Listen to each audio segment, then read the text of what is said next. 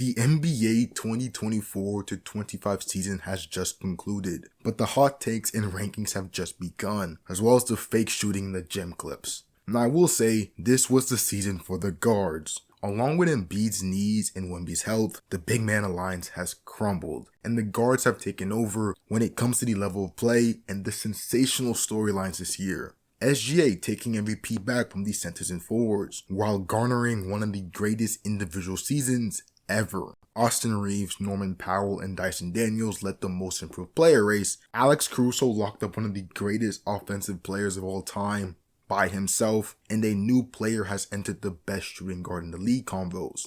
All while a regular in that convo seems to be fading. And then there's Jalen Green in my very own H-Town. Well, we'll get into that. Anyway, like the title says, we're going to be taking the time today to rank all 30 of the NBA shooting guards. But with all that said, let's talk some ball. Okay, we're going to go ahead and get started with the bottom 5, number 25 to number 30. Safe to say I feel comfortable putting Kevin Huerter of the Chicago Bulls at this spot. Now when it comes to being last, I don't want it to be seen as he's like an unplayable player. There's just 29 other shooting guards I would play over him. I think that are better than him. The thing about Kevin Huerter is that if you remember with that first season he was with the Kings during 2023, undoubtedly probably the Kings' best season in the last 10, maybe even 20 years, as they made the playoffs for the first time in a long time under the leadership of Mike Brown. I think they were the 3rd seed that year. Well, Kevin Huerter was a big part of that. When he came to the Kings, he started shooting 40% from the 3, averaging 15. On his last season of the Kings, he was averaging 30% from the 3. And he frankly became a little bit unplayable before he left. It was getting nasty. His minutes decreased, his usage decreased, and his defense, well, it wasn't really that good before. It definitely wasn't good when he wasn't hitting his shot. So without that consistent offense and such unreliable defense, there wasn't that much shine from him this season. I will say that when he went to Chicago, he started to look better. He started to average more. His usage started to go up. But there is a logjam when it comes to how many players at his position there is in Chicago. So we'll see what his position looks like in the Chicago Bulls rotation. Again, it's the Chicago Bulls. Shouldn't be much expectations. Next player I feel comfortable putting at that 29 spot would be Bilal Coulibaly from the Washington Wizards. He's not a bad player, just a young player. Last season was his rookie season, and he actually had a decent rookie season. The thing is, I'm actually very intrigued to see what his usage looks like without Jordan Poole on his team, or even a terrorist like Kyle Kuzma, who was frankly trolling in his last times in Washington. But again, not a bad player, just a young player. Love the talent from him. Next I'm going to go ahead and put is Grady Dick from Toronto. Now, the only reason I'm putting Grady Dick over Bilal Coulibaly is that I just think Grady Dick has more of a reliable offense, especially at the three-point line. He shot 35% from the 3 compared to Bilal Coulibaly's 28%, both of which are not good, but definitely more of an offensive flash from Grady. The next shooting guard I feel comfortable putting at, 27? I guess it would be Kelly Oubre. But the thing about Kelly Oubre is that he technically isn't a shooting guard. I think the reason he's on this list is that with Jared McCain out with that ACL, he had to move down to the 2. Obviously with Paul George dominating that number 3 spot. And he played decent for playing the number 2 this season, which is technically out of position. He averaged 15 points on the games he did start, which is around 60. I will say he's not one of those guys that you can leave out there without your star players and expect them to carry the offense. If you notice, a lot of the guys that went down, Embiid, Maxey, obviously McCain was out, Paul George, we're not even going to talk about that. But Kelly Oubre was still playing a lot of those games without those players, and his numbers didn't really see an increase. So I would say decent shooting guard. If you want to play him the 2, again, he really is a 3. Who's ending off this top 30 tier? I'd have to be someone like, Gary Trent Jr. Now, when it comes to Gary Trent Jr., when you look at his production in the season, just has not been there. Now, in the postseason, let's talk about the Pacers series. He scored over 30 twice, albeit that was without Dame. If we look at his stats between that series, he would score 30 and then drop 6. And obviously, we all remember that flabbergaster of a turnover that kind of ended their season. But Gary Trent, I wouldn't say he's a complete negative on defense. He tries, but definitely not a complete positive.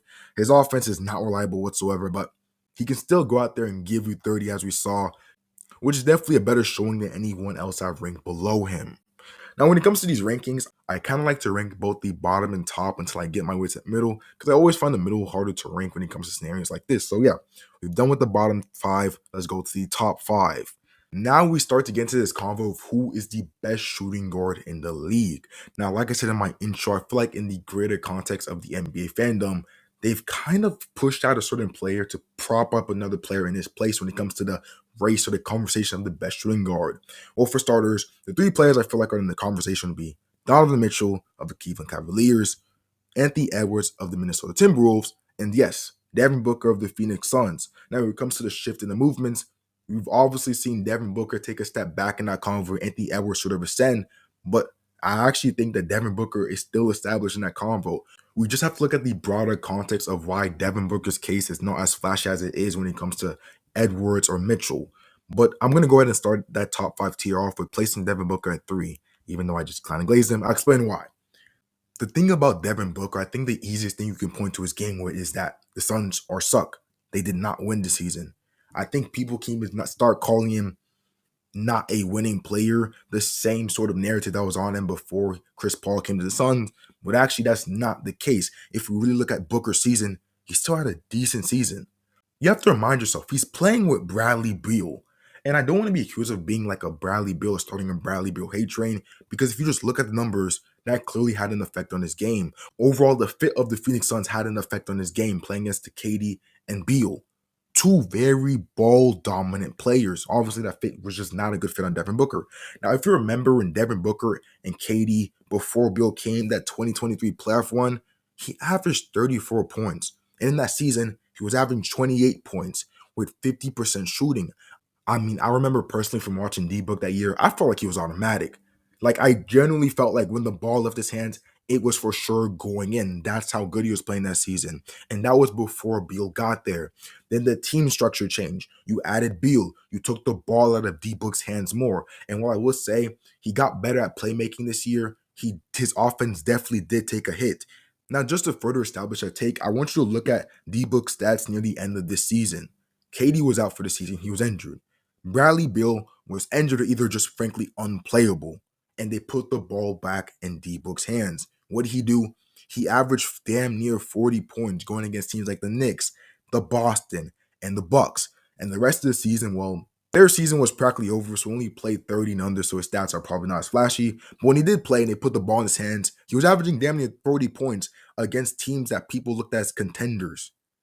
D-Book can still ascend his game to that best shooting guard in the league. He just needs to be put in the right situation, especially when it comes to team structure. But yes, if we are factoring this season, his offense did take a hit. I am comfortable putting him at number 3 just because of the sensational level of play we saw from the other two that ranked ahead of him, both in the regular season and the postseason. Before I have number 2 out of Donovan Mitchell and Anthony Edwards, it have to be Edwards. Now, I feel like obviously we see with the whole media push, every time Edwards goes on a huge run, he's top 10, he's top 5. He's the best shooting guard in this league. The thing about Edwards is that, well, first of all, let me go on a glaze rant for him. What he did this year was phenomenal. Shooting and making the most threes this season and really elevating his offensive game. Just because the structure of the team changed and the offense changed, he did not let that hinder him. So he couldn't drive in as much as he wanted to. He took time and improved his three-pointers, becoming a genuine threat from that range. And also, don't get it twisted, this guy was still running. He did not let off the rim pressure. But the one thing I will say about him is that when it comes to elevating his offensive game to win, he struggles, man. He struggles. I mean, there was multiple interviews where he got trolled because he was legit complaining about how many times teams were double teaming him. And he just couldn't figure out his way past that. They would put multiple bodies on him, and that would shut him down for the rest of the game. And I think you guys saw that clearly in the playoffs where he just could not get into rhythm because, again, they would throw multiple bodies on him. And I feel like in the case of Mitchell, we've seen him get put in situations like that and still manage to elevate his game, leading me to safely put Mitchell as shooting guard 1 this season. Now, the thing about Mitchell is that his numbers are probably not as flashy as Anthony Edwards. You don't see him dropping 30 or 40 every night. You have to remember, he's on a team with Darius Garland, Evan Mobley, DeAndre Hunter, not so much Jared Allen. He doesn't really demand the ball like that. But other people who demand the ball and can make their own plays. Ty Jerome, Sam Merrill. He's on a team with a lot of bucket getters. So obviously his numbers are not going to be as flashy. But when it comes down to it in the playoffs, he showed up when it mattered. When Darius Garland was out, Evan Mobley, DeAndre Hunter, he went out there and put 48, 5, and 9, even when they were putting multiple bodies on him. He was elite from the three-point range. He was elite from the mid-range game. And of course, the rim pressure. He ran at the rim every time, and the Pacers just couldn't stop him. That's what I would see as shooting guard one, someone who can always elevate their game to win. And Anthony Edwards is still a little bit away from being able to do that. Now, to finish out this tier, number 4, well, we got to put Kyrie Irving. I don't understand why he really is put as a 2 in this ranking. I believe it's because when Luka was still in the Mavericks, he kind of had to play the 2 and Luka was dominating the 1. So I understand that. But even as a 2, he's still top 5. Point guard, shooting guard, Kyrie Irving is a top 5 player at that position. I don't think there's much to explain as Kyrie Irving. Next player, I don't know if this is going to come as a surprise, but Tyler Hero from the Miami Heat is a top 5 shooting guard in this league. Well, he got his first All-Star nod this year, and he was definitely deserved, averaging over 20 points in the season, and someone I see could take an even bigger leap next season without all the Jimmy Butler noise, without all the trade, with all the changes to the team structure. Next season, the Heat are going in, keeping in mind that Hero is their number 1 option, so expect even flashier numbers this season. But yeah, he also took a leap with playmaking with Butler gone and the ball in his hands more. I remember he got into that infamous tussle with my Houston Rockets player, Amen Thompson, and he talked about in an interview how he was just throwing dimes. And yes, he has thrown a lot more dimes this season and became a better playmaker and overall just better at his offensive game. And overall has just been able to showcase a better offensive bag. So yeah, top 5, Mitchell, Edwards, Booker, Irving, and Hero. But yeah, all the way down to the top 25. So we're looking at 20 to 25. It got to be KCP. And it's crazy because imagine what the 23 shooting guard rankings was looking then after Denver just won that championship, with KCP being a huge part of that. Now, when KCP left Denver, obviously to chase that bag and go to Orlando, a new fit, it was because of what Orlando needed at that time. Orlando brought him over to be this offensive punch, particularly when it comes to shooting. I think we could all clearly see with Magic, especially in the playoffs, those guys are just not the greatest shooters. It was a brick fest. And bro regressed in the one category they needed him for, going from 40% shooting from the 3 to 32%. I mean, his defense was solid, but again, it was solid in Denver, and they didn't bring him for that. Orlando already had a lot of solid defense with really good defensive personnel. I mean, Jalen Suggs just made All-NBA defense just the previous season. They needed a shooter, and bro did not show up. He's also getting old and regressing in both offense and defense. I think he's still a starter in this league, but not someone I'm ranking over some of these younger, more explosive shooting guards. Even if those younger guards aren't defensive maestros themselves. Speaking of those defense, the next guard at that 24th spot is Cam Thomas. I can already see the reaction of some Nets super stands, but he puts up this, he puts up this. Yes, Cam is a bucket getter. He averaged 24 points on 44% shooting this year. He will get you some buckets, but can he get you some wins? I mean, the thing about Cam is that, again, yes, you'll see the flashy number 37, 36, but look at the amount of shots he's taking to get those numbers. I don't even want to get into efficiency. Overall, we're still seeing some of the issues we saw with Cam when he first started out in the Nets. Tunnel vision. You get the ball straight to the rim, not really making the best play to make sure your team wins that possession or frankly wins the game. Cam has a lot of talent, is going to get paid this summer, and deservedly so. But can the guy play winning basketball? I mean, at this point, it should be Bernard the number 1 option, but we'll see what happens next year. Speaking of no defense, and frankly, no winning basketball, at 22 and 21, we have Anthony Simons and Colin Sexton, both of the NBA's greatest team commanders, as in the coaches are putting them out there with the intention that these guys are not going to win us the game. Now, these are both still young guards. Obviously, Sexton's a little bit older. They're explosive. They're fast. They can put up numbers. But the thing with Anthony Simons is this year, it's almost as if he bought into the tank of the Blazers. He was putting up better numbers playing alongside Dame, someone who demanded the ball, than he is as the team's certified number 1 option. Simons was putting up tour dates. It looked like he was about to join Kendrick and SZA. 5 from 17, 2 from 13, 3 from 11. Which is why I'm excited to see him play with the Boston Celtics, a team with actual structure. Maybe that can do wonders for his offensive bag, especially when the team actually has plans to win a game. Well, Boston, I don't know about this year, but overall, Boston should be a great fit for him. And also, we're not seeing defense from either of them. Well, Sexton tries, but Simons no. We're going to go ahead and go to the top 10.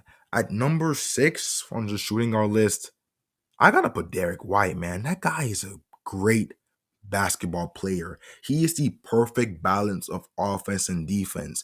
And not like basic starter point guard level package of offense like a Mike Conley. No, I am talking like there are some nights when he's shooting and has his rhythm, he's playing better than some of the league's number one options on other teams. And then we can add in second team defense just last year, averaging a steal and a block as a guard this year. I don't think there's a team in this league that wouldn't want Derrick White on their team. Next, it gotta be Austin Reeves. Immaculate season from Reeves, averaging 20 points, 5 and 6. He's the type of player where you could have LeBron and Luka sit out the night. He's still gonna give you what he gave you against Indiana Pacers: 45, 7 and 7. It'd actually be very intriguing to see what Austin Reeves would look like as a number one option on a tanking team. He probably averaged more than he's averaging with the Lakers. Now, Austin Reeves' defense is something that we can talk about. There's a discussion of how bad it is. But at the end of the day, you're getting so much from him on the offensive end, and not just going to get buckets, but playmaking and make sure his other teammates are getting the right shots. Again, great season for him. He was an MIP candidate. Well, he's been for the last 2 years. Next, I probably have to put Mikal Bridges from the New York Knicks. And man, Mikal had one turbulent season. Obviously, you saw the memes. At the free throw line.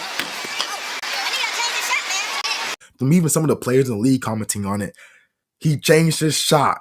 He found his rhythm near the middle, but completely lost it at the end. I look at Mikal Bridges as one evolution away from being a player like Derrick White, but without the ball handling. The thing about Mikal is that it's just inconsistent offense.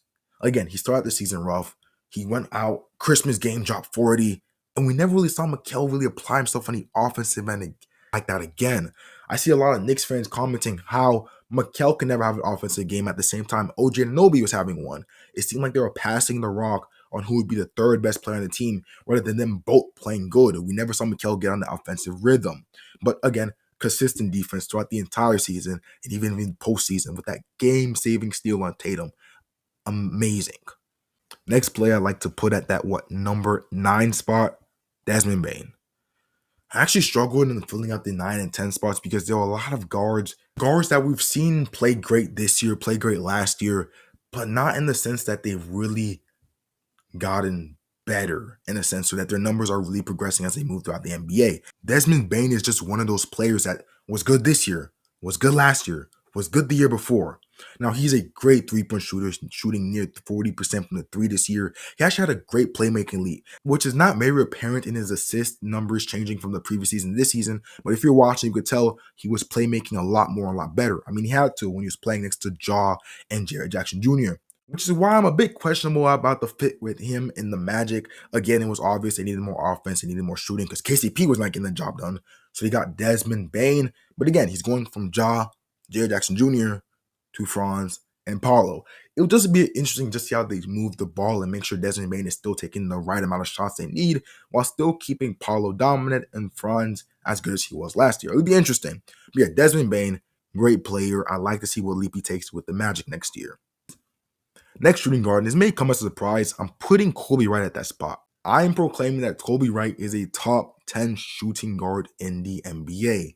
This is someone who had a great story. He's been a regular in the most improved conference for about 2 years now. He has great scoring ability, has taken a leap at the three-point range, can score mid-range, put pressure on the rim. Overall, a great scorer. Another player I like to see in a different situation than the Chicago Bulls. I think he could just flourish in a better system. But yeah, I'm calling Kobe Wright was a top 10 shooting guard this year. Obviously number 10, but still top 10. Now, we move down to the top 20. I feel comfortable putting someone like Jaden Ivey there. Now, I could hear the screams from the Blazers, the Nets, and even the Utah Jazz fans. How can you put someone who didn't even play most of the season there? Well, let's look at what Jaden Ivey has done and what he can still do.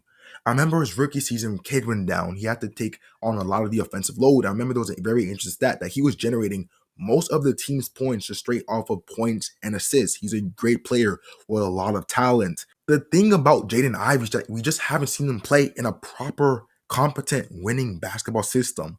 I remember there was huge memes that the Piston fans were putting out that Monty Williams was starting Killing Hayes over him. And that's true. He just wasn't getting a proper fair share onto Monty Williams. And then when it was time for JB Bickerstaff to come in and implement that winning system, he got injured. Now, the one thing I will say about Jaden Ivey is that it would have been very interesting to see what he would look like on the rotation, especially when they brought in Dennis Schroeder, Malik Beasley, Tim Hardaway Jr., all veteran guards to help change the Detroit system and help them win some games, what would have been Jaden Ivey's position in that rotation? Would he have gotten the same amount of play? Would he put it better or the same numbers as before?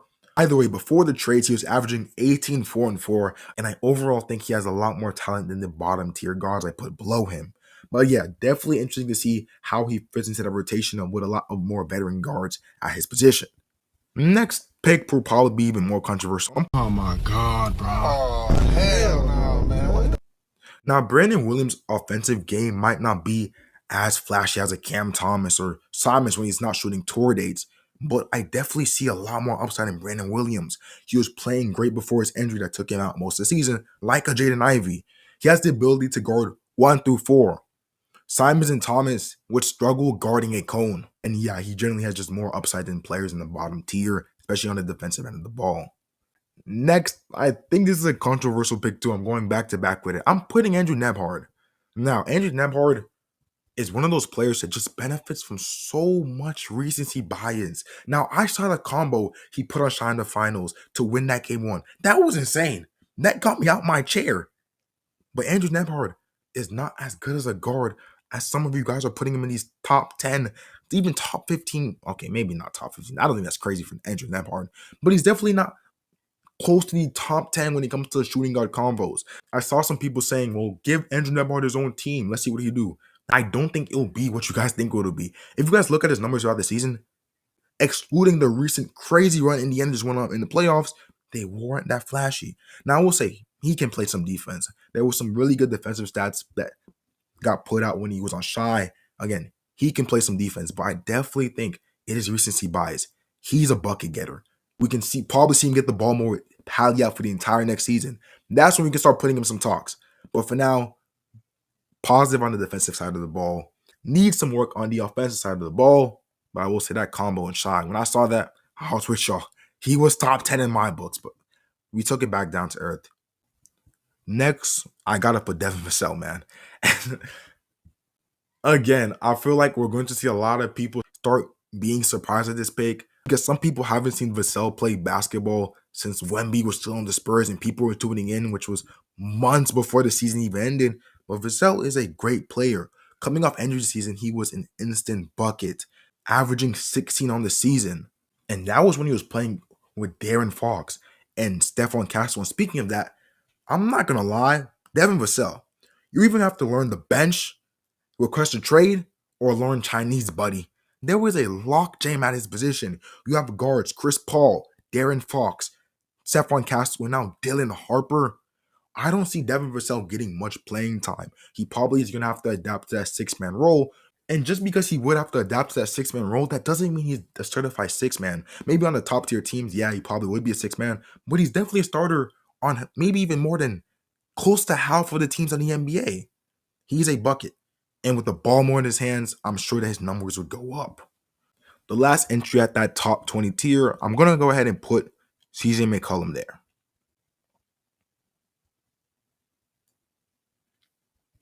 CJ McCollum, while he's old and obviously regressing, he's still a quality starter. He could be a number one option on a bad team and could possibly be a number two option on a, I wouldn't say contender, second round, first round exit team. Still has great scoring ability. I think he's gotten to that point where he's sort of the shooting guard of the league. And I'd like to see what he looks like healthy in Washington. I know he had struggled with a lot of health issues while in New Orleans. So yeah, healthy in Washington alongside other veterans like Marcus Smart, Chris Middleton. Very intriguing. Still a quality starter in this league. I'm picking him at that number 20 spot. Leaving only the top 15 to take care of in this list. I'm starting off this tier with, might come as a surprise, Alex Caruso, man. He locked up Jokic in the playoffs by himself. Jokic, one of the greatest offensive players we've ever seen play the game, was locked up by this guy. But yeah, obviously, he can get some buckets if the team needs to. Obviously, he can steal the ball, can change the momentum of the game at a moment. Great quality player. But this is the farthest defense is going to get you. I don't think he's in that top 10 talks. But definitely great player to have on any team in the league. I think he's proved that this year. Any team in this league. Following at that number 15 spot, I probably put somebody like Andrew Wiggins at that number 16 spot. Still deep on offense. I love the rim pressure he puts on the defense and can still play decent defense. But man, Andrew Wiggins, this is your last chance, man. At Miami, this is your last chance. You went from Timberwolves, went to the Warriors, had a great start at the Warriors, all-star starter at California. But man, oh man, oh man, I know he's been going through some off-the-court stuff. I'm not going to speak on that. But he has regressed. And I'm hoping, whether it's Miami, I don't think it's Miami, but maybe he finds another situation where he can flourish. Again, he's the number one option on a bad team. I don't know about what he looks like on a good team, a really good team, but definitely still has the ability to carry a team's offense, especially with that mid-range game. But yeah, this is your last chance, Wiggins. Let's get it together. At that number 17 spot, I'd probably put someone like Christian Braun. The thing is, I don't think it's a situation like Nemhard with his recency bias and people think that he's good as he is. I'm not going to lie. Christian Braun, he won a heater at the end of the season, averaging 17, 6, and 4 in the last 13 games that he played. But he is a Jokic grifter. I'm not even going to lie. I'm pretty sure there was a soundbite in the playoffs that he kind of told the coaches, yo, kind of just align my minutes with Jokic. He kind of has to Jokic stimulus check in some ways. Jokic can make almost anybody in the league look a lot greater than they actually are. Not saying Christian Braun is a great play. I'm just saying, playing against Jokic, he looks amazing. What he will look like on other situations, now that's up to debate. But again, I'm not going to discredit him. 17, 6, and 4 is great. But actually not great enough to put him ahead of Norman Powell, who I'm probably going to put just one spot ahead of him. Norman Powell was a bucket this season, a real contender for the most improved player, averaging 22 points a game. The thing is that he was kind of shaky when Kawhi came back and he was made of a third option. Very shaky coming off of injury too. But we can't discredit what he did in the season. He put on a show and helped the Clippers win a lot of games early on in the season. Next, I'd probably put Dyson Daniels at that number 19 spot. Great season from Dyson Daniels. An absolute defensive masterclass, but also an offensive leap. He went from 6 points a game to 14 points a game. Showed the Hawks that yes, you can put an extra Trae Young and he can still help you win some games. And definitely showed the league why he did deserve that most improved player. Massive positive on both sides of the floor. Now, I probably still would put Christian Braun ahead of Dyson Daniels just because Braun has more reliable offense than Dyson Daniels. But again, you put Dyson Daniels next to Jokic, his points per game will probably go up too. I don't know if you noticed, but I know the Houston fans will probably have. This is a shooting guard I chose intentionally to leave off this ranking for the time being. Jalen Green. Now, I'm from Houston. I've watched Jalen Green's, almost all of Jalen Green's games at his time in Houston. I even started watching basketball intensely with his draft. And what he has done to the city is absolute toxic. He averages 20 points, 30 in March. We all know about March Jalen Green. But when he comes to the playoffs, I'll bite. That was his first playoffs. It was his first time. What this guy did was disgraceful. You're a shooting guard on the second seed in the toughest Western Conference we've seen in a while. And you went out there, scored 38 one game, won the game for us. You're amazing. But then went on to score 6, 7, 8, 9, all sub 10-point games. And if you really put into context, all we needed you to do was score 2 layups, 2 free throws, and a 3? Maybe even a 1 free throw. That would have put you at 10 points. You couldn't even do that. But to be unbiased, again, he was technically the number one option. You could say that on a second seed, averaging 20 points. Led the team in points this season for the Rockets. As a second seed in the Western Conference, I'm not going to step him too much. I really do want to put him in the conversation with Sexton and Simons, but realistically, he probably is here. He probably does take that top spot in the top 15 tier, knocking on the door of top 10. I mean, again, he has a great postseason. I think we're putting him above Bane in some aspects. Maybe even above Mikal Bridges. Not above Austin Reeves. I'm not even going to mess with Lakers in that conversation. But definitely above Bane and Mikal Bridges. But again, he just has to take that leap, and maybe he does in the Suns. But yeah, here is my final shooting guard ranking.